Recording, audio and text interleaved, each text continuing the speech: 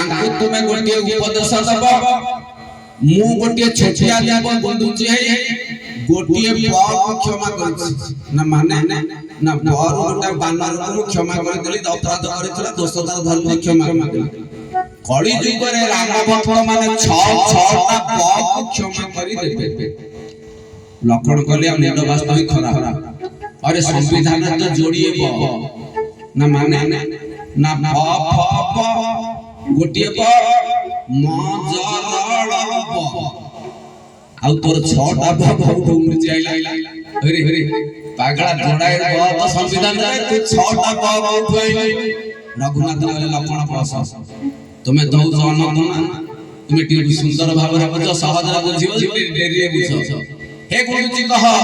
कली युग रे 6टा पाप भक्त माने मोर राम भक्त माने क्षमा देबे से 6टा पाप ना हे मंगलमय रघुनाथ सरकार 6टा पाप प्रथम बटा लागु प्रभु ना कौन शिव ना प्रथम बटा होजी ब्राह्मण